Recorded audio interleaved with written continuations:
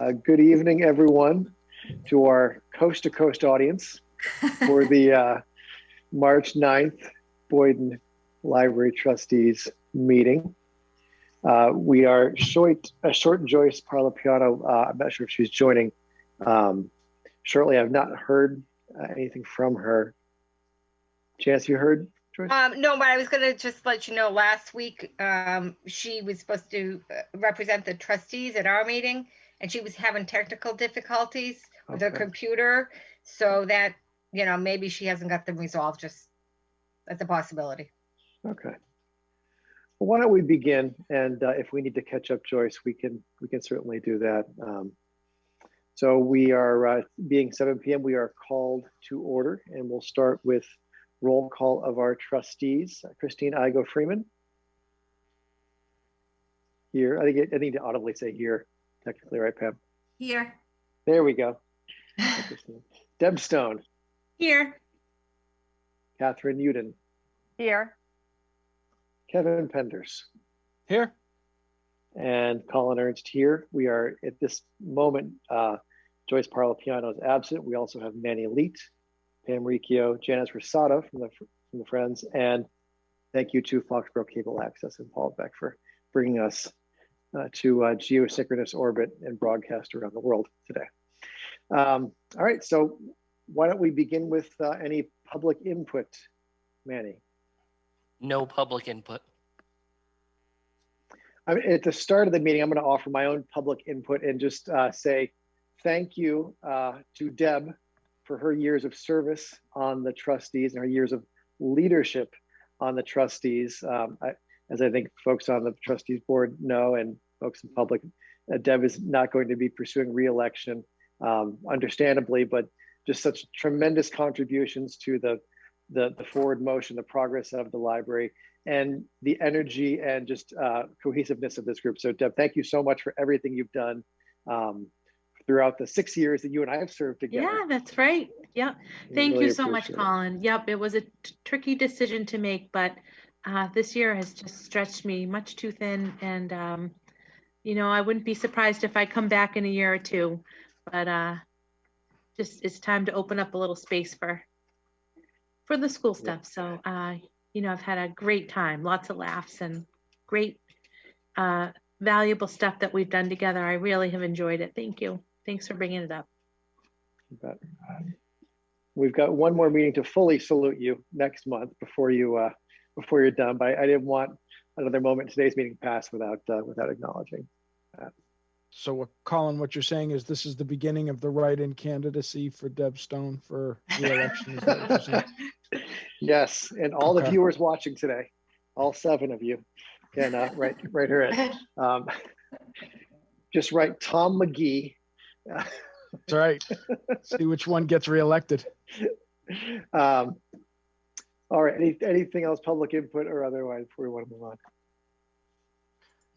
on? Maybe not so much public input, but you invoked them, and I was going to ask to hold this to say this at the end, but I think it would be appropriate for us to take a moment and pay some respects here to Jim Monahan, who is Tom McGee's father-in-law, Lori McGee's dad, obviously, and Diane Monahan's husband. He passed over the weekend after a series of illnesses. And, as those of us on this call know, Tom was a trustee with us for 9 years. Lori was a member of the executive board on the Friends, and Diane was both a member of the executive board of the Friends and at one point the head of library services for the Boyden Library. So if I just want to take a moment and note his passing, and also ask whether or not the trustees would whether or not it'd be appropriate for the trustees to send along a note of condolences through the clerk. First of all, thank you for acknowledging and sharing that, Kevin. I would absolutely be supportive of us sending our thoughts to the family, please. Everyone supportive of that? Any feedback? And Tom and Lori and family, we are thinking of you and our prayers. They're all watching the school committee, Colin. They'll watch it on the replay. This has great on-demand value. Okay, so why don't we move forward to our minutes of our last meeting. Some folks have had a chance to review the minutes. Thank you, Pam, for the minutes. Any corrections, comments, additions? Hearing none, if we can have a motion to approve the minutes. Thank you, Kevin. Second from, thank you, Deb. Any discussion? Okay, so vote to approval, go again, our roll call. Christine? Christine, do you approve? Sorry, yes, I do. Okay, Deb? Yes, approve. Thank you, Catherine. Kevin? Yes. And I approve as well. So 5-0-0. All right, Manny, any correspondence for us to discuss? No correspondence. No correspondence. Friends report. Janice.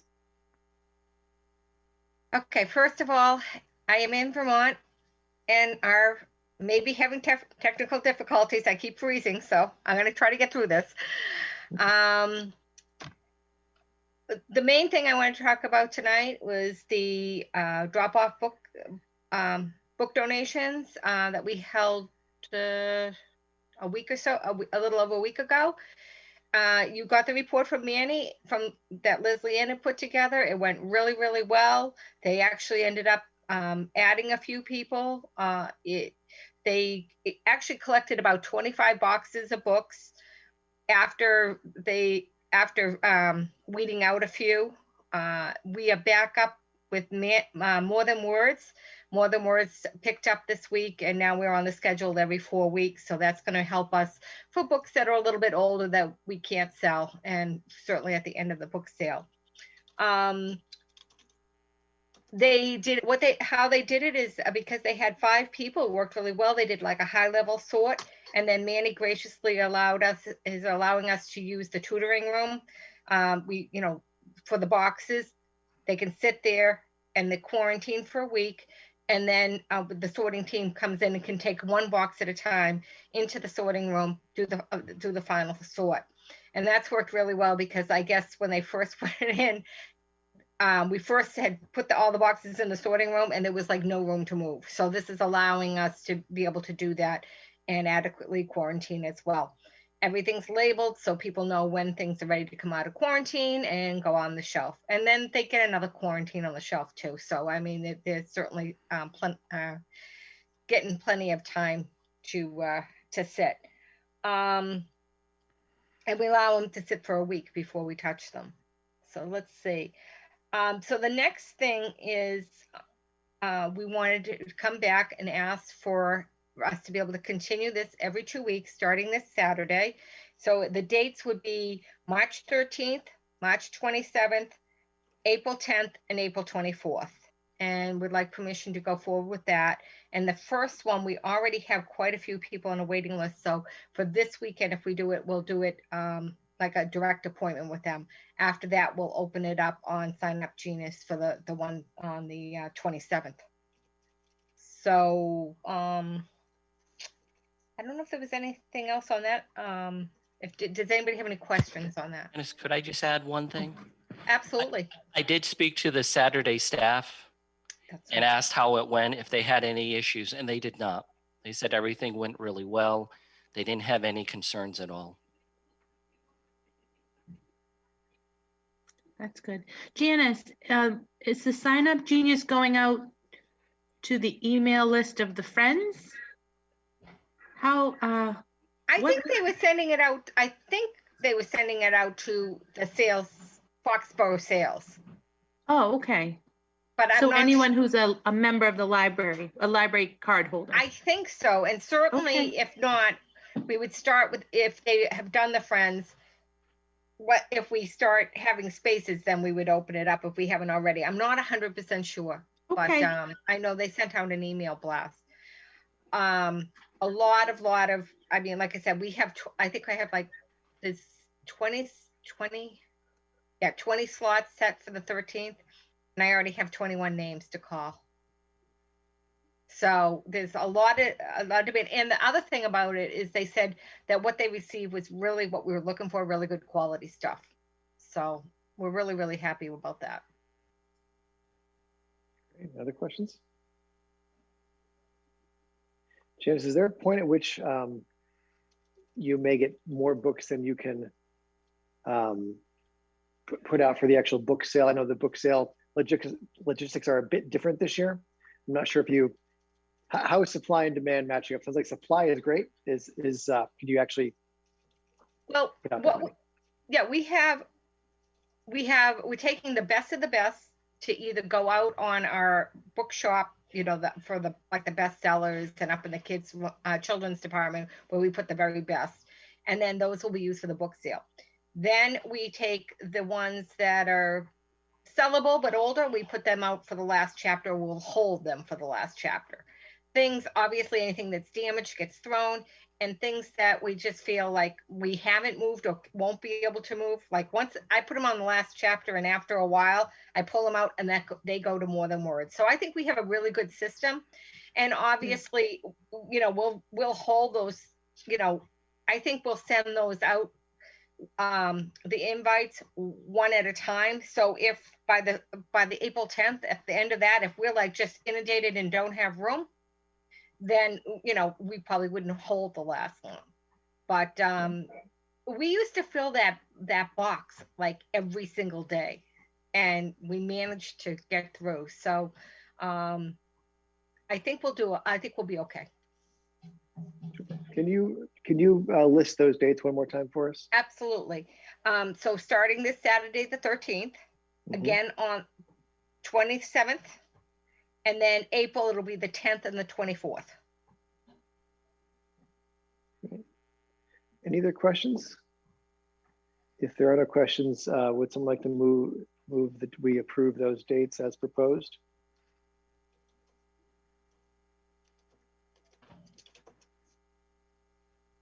Christine? I move to approve those dates for the book sale collection. The dates of March 13th and March 27th, and the dates of April 10th and April 24th. Thank you, Christine. Second. Thank you, Kevin. Any discussion? All in favor? I'll go around again. Sorry, old habits. Sorry. Christine? Yes. Deb? Yes. Catherine? Yes. Kevin? Yep. And Colin, yes, 5-0-0. Thank you very much. Thank you. Great news, such a great success. Yeah, I think people are really, really looking forward to having us open it back up. People have been stirring their books for a while for us, so. Excellent. Anything else, Janice?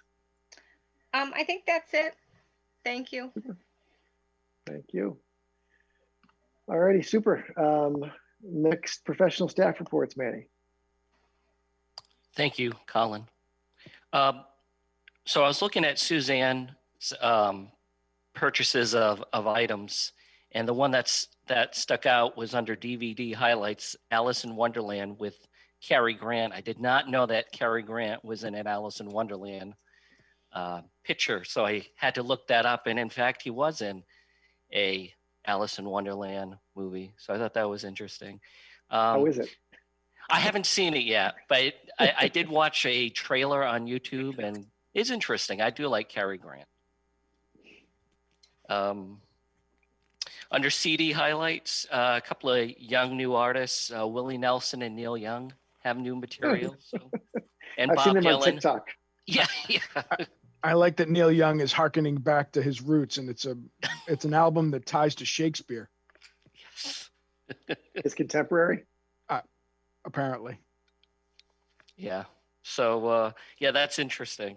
But one thing I did want to mention under Tim, he is also the reference librarian, but he's also in charge of the tax forms, which we do have some tax forms at the library. We don't get all of them. We do get the Massachusetts booklet, and we get your, your 1040, 1040A, your common tax forms. But for the audience at home, if there is a specific tax form that you need, we can always print it out as well. So, yeah, so Tim's been working on that. He's been doing that every single year.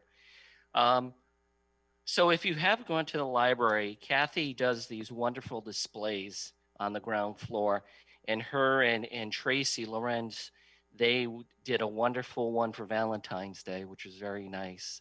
And up there right now is one as a Irish themed materials. So if you want to see that. Kathy also does the Foxborough Reporter columns. Margie Rossetti had done that. And when Margie retired, Kathy Belharney stepped up. So, and she's doing a great job with that. We were having a few issues with our microfilm machine.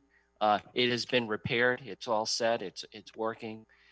But we had it had to leave the building for a short period of time to get repaired. But it's back up and running for our patrons.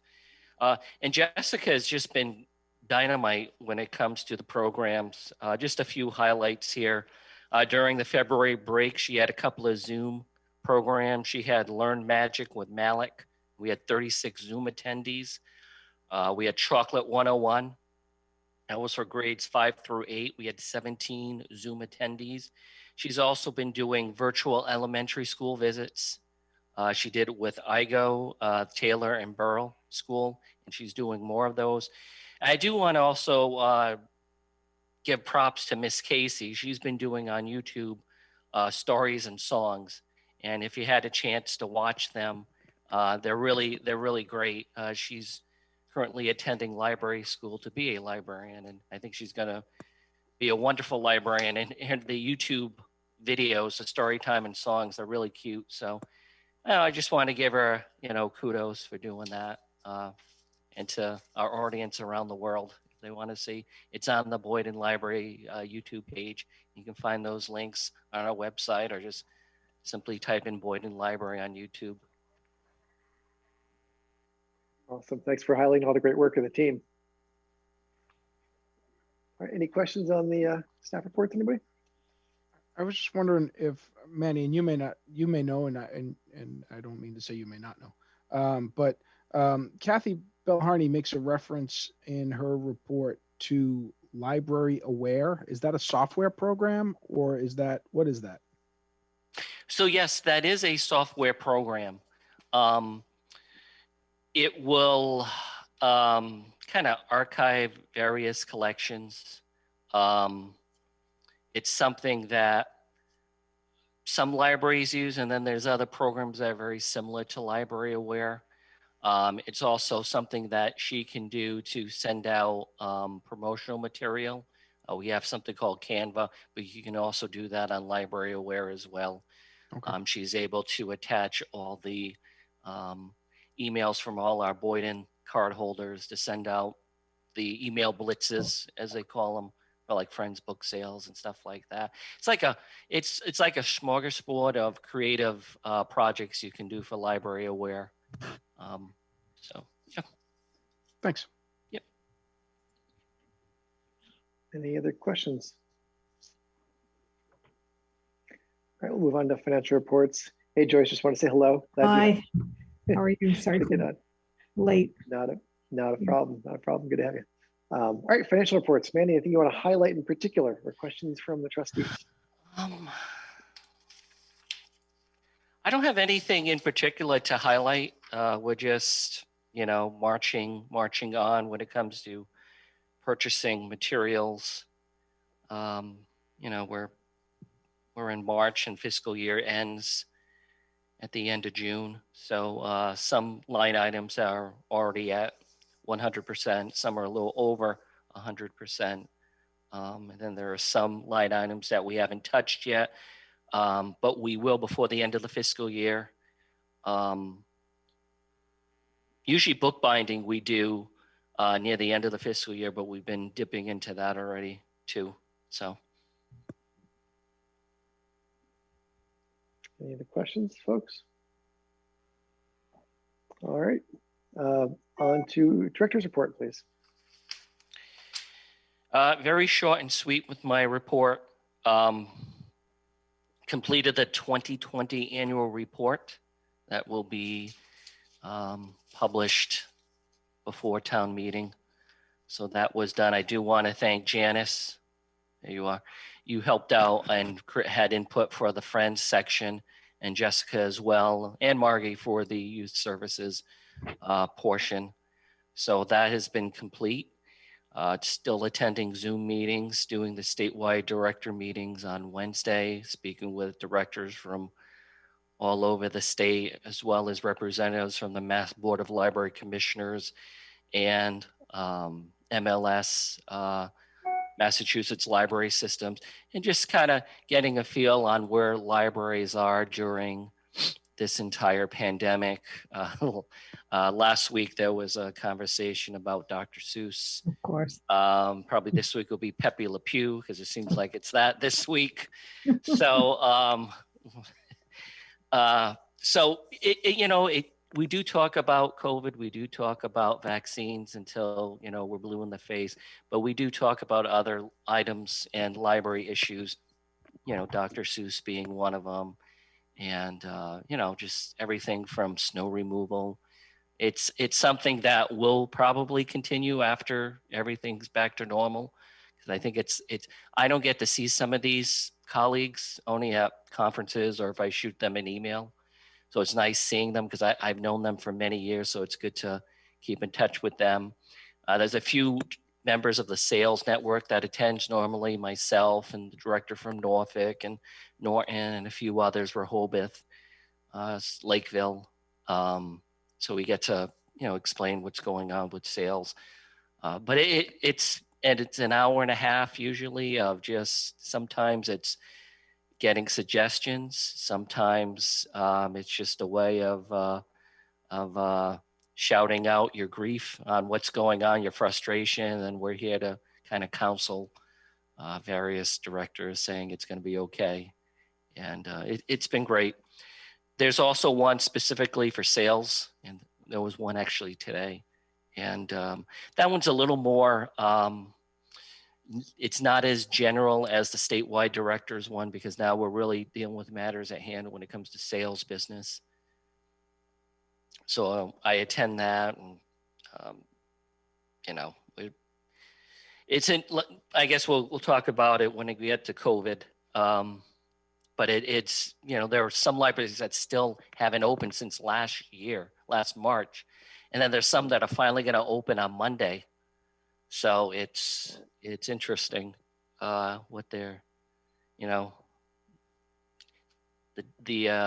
some libraries like us have been open since July, and we've been really good. And then you had some libraries that have opened and then they closed, and now they're going to open again. And then you have some that have not been opened. So, that's something. As far as like any maintenance to the building, we did have our stairwell repainted. I'm going to have the painters come back and repaint the entire community room again. It's just years of wear and tear and pencil marks. Same thing in children's. There's a few areas that they need to touch up. So once we do have our community room open again, it'll be nice and spacious and looking good. So that's about it. Business as usual. As usual. Any questions for Manny? I did have one. Manny, in the past, the sales network has done a legislative breakfast. I'm assuming that's not happening this year, but I did see that there is the Mass Library Association is putting out a bunch of legislative days. I don't know if you've seen that, April 6th through the 8th, for discussion about the budget, I assume, from the state. So is that in lieu of the Sales Network Day, do you know, or is that? You are absolutely correct. They have postponed the sales legislative breakfast. We're looking, because I'm on that committee. We'll have it again next year, next January. We hosted it one year here at Boyden. So Yep. yeah, it did get postponed. And in lieu of that, there are going to be a select number of dates. We're working with NBLC and also MLS and the MLA, speaking with our local legislators, going over the governor's budget, you know, and just. So I would just suggest this is going to be a really interesting fiscally post-COVID year, where it's actually for the state still in COVID, you know, in terms of recovery, and revenue projections are starting already on the House and Senate level and with the administration that to question how robust funding will be going into fiscal year 2022. So as you are being made aware of those events, to the extent that you need any of us for support and to reiterate the benefits of the library services and the need for full funding on that budget, please let us know. Thank you. Keep us in the loop. Manny, I had a question too. As you're opening up the rooms that were used or available to the public, do you have a guideline, or are you just going to wait until you can open them fully the way that they were before? I'm going to wait because Okay. right now our community rooms are serving as quarantine Mm-hmm. areas. And I'll go over, actually, I have some news about quarantine as well that came from the state and the NBLC. But until the quarantine period is done, Mm-hmm. we're going to keep those rooms closed for any sort of indoor programming. I know Jessica has been working very hard at having children's programs all outside, and then working with the Foxborough JC. She had a meeting with them today, Mm-hmm. doing some programs over at the town common. Mm-hmm. I think adult programs as well will be at the town commons. Maybe normally have a Sunday concert series. Mm-hmm. Maybe, I know there's concerts on Thursday evenings as well, but maybe doing something, you know, a couple during the summertime or late fall as well. So, I mean, I'm hoping that our community room is open in the fall, so we can have, you know, not just us, but, you know, the Historical Society would use our room, the Art Association. We would actually display local artists, their artwork, and we haven't been able to do any of that. You know, we do have a quilt that was donated to us that we do showcase, and we have another mural or another painting coming that will showcase. But, you know, we haven't had anything in there except for furniture and tables and books for a year now. Well, it served you well too. So it is, and to other libraries, the smaller libraries where they don't have the room like we do, they have to quarantine items right on the floor, right in front of the circulation desk. There's just boxes of books that need to be quarantined. So we're very fortunate to have the space. that's it. Thank you. Yep. Any questions for Manny?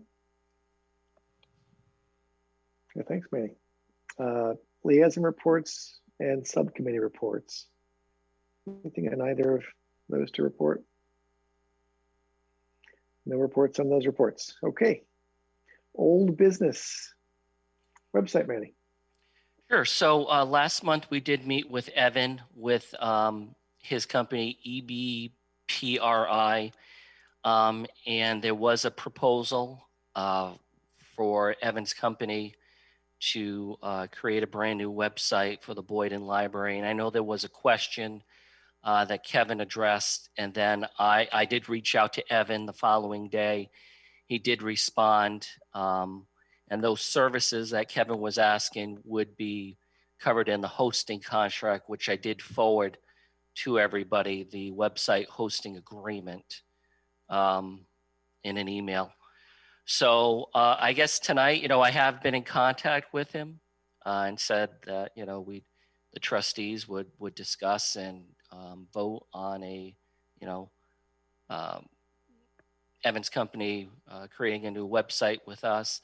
If it is approved by the board this evening, I will give updates on, you know, it's going to take, this won't be done within a week. This is going to take probably 2-3 months just to get the website up and running, getting input from the youth services librarian, from the Friends, basically from a lot of individuals, and obviously shown it to the trustees before anything goes live. And if a trustee, Catherine has been part of it. If she wants to continue and be a part of the Zoom meetings, or we can record the Zoom meetings, and I can send it out, the video, through an email. So this will take time. So if the board votes this evening, we'll go ahead. Or if there's any other questions, I'll try to answer. If not, I'll have to reach out to Evan again for his answer.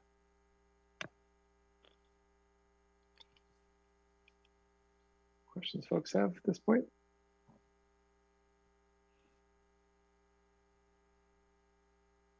All right, hearing none, do we want to take a vote to approve moving forward? Like to make a motion?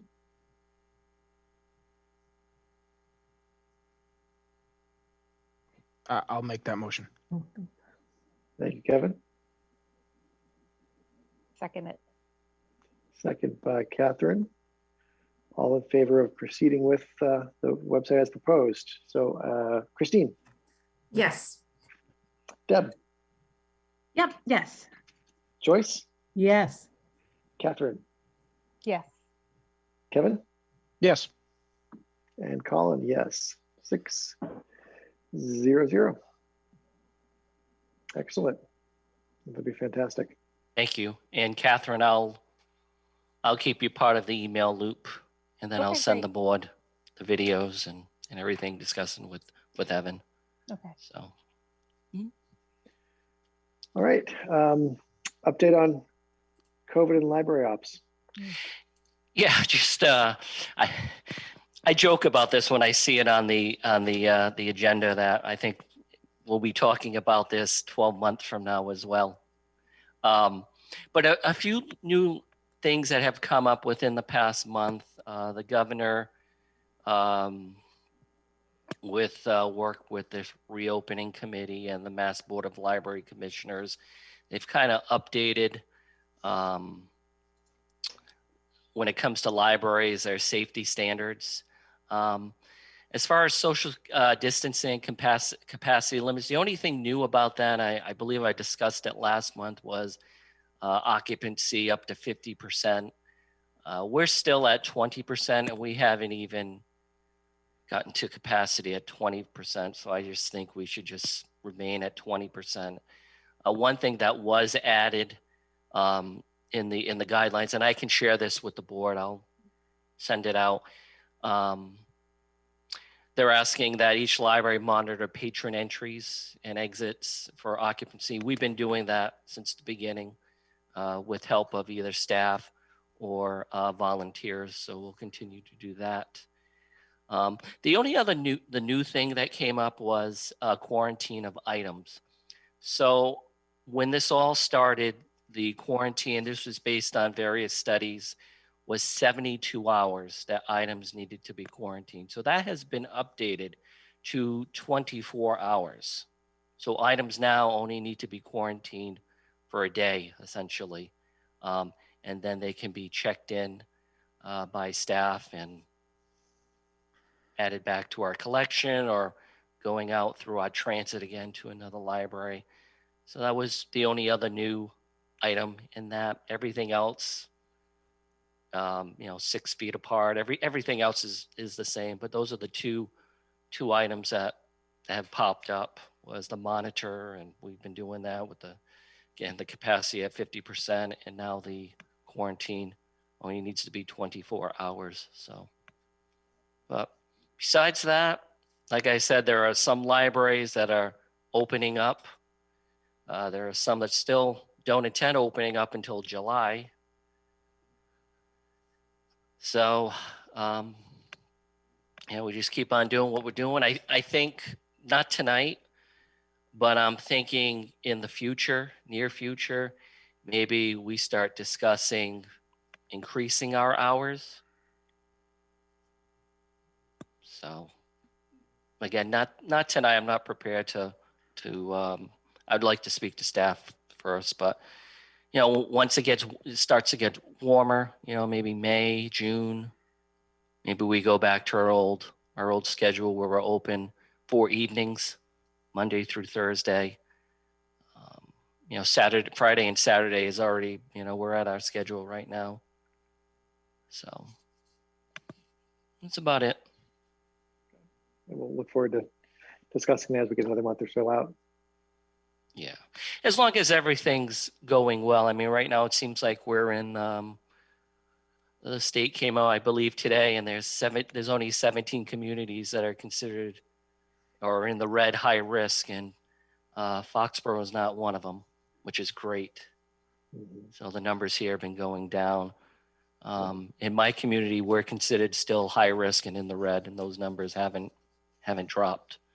But up here, they have been dropping, which is great. Even Attleboro as well. Then they weren't on the list. That's good. Good. Christine, you got a question? I just had a question for Manny. So do you plan to do the 24-hour quarantine? Do you plan to implement that soon, or is that something? So yes, I do.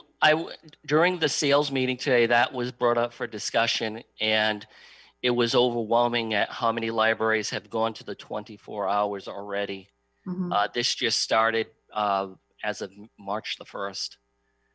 So there are libraries locally here that have already done the 24 hours already, and some that are about to do it.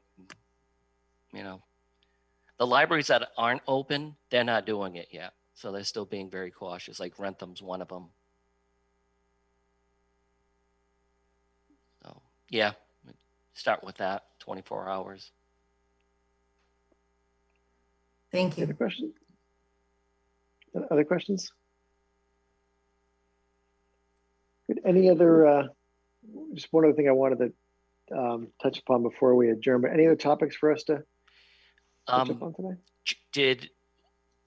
Colin, did you pull your papers? I did. I'm ready to return Joyce? tomorrow. Okay, good. All right. Yes, I realized I was muted, but I did. Joyce, did you end up pulling papers for the 2-year seat or the 3-year seat? 2 years. That was how it was prepared. Yeah. I didn't realize there was an option for 3. Yeah. No, I think that's the right thing when you pulled them. And because Deb has made the decision not to run, I'm not sure, and maybe other folks in the call may know this better than I do, whether if the vacant 3-year seat goes unfilled, whether upon the completion of the elections, whether Joyce can actually fulfill the 3? No, Joyce would need to resign from the position she's being elected to be appointed to the 3-year seat, to then run again next year to fill the remainder of the vacancy. Whatever she's pulled the papers for is the one that she will serve to. Okay. Thank you. Sorry. It's good to know. Yeah. You always got to run either way, I guess, for the extra. So that being the case, I think regardless, actually being the case, the other topic I wanted to mention, Manny already brought us to, which is the elections, and we have now a seat that is unlikely to have a candidate for it for that seat in upcoming elections. Although Kevin, you think you're about to say something? I was going to say, unless all of Foxborough watching tonight just writes in Tom McGee or Deb Stone, yes. It's not too late. I'll buy the social media ads. We'll make this happen. So time for us as a board of trustees and extend to our friends, the Foxborough Library, to help us think about candidates who may be appropriate to join, like the wonderful trustees we've had in the past, to join us in serving the community in these roles. So if you can begin to put on your thinking caps and your outreach to folks who may be appropriate, that we can hopefully welcome someone to the board early soon after the election cycle to join us. I know it's always challenging. And Joyce, we had the same challenge with you as we went into the summer months right away, and then I think the extra complication of the COVID situation. So anyhow, there's my pitch. Janice. When do papers have to be taken out by? Next week. Oh, okay. Back, taken out, or Alright. returned? Both.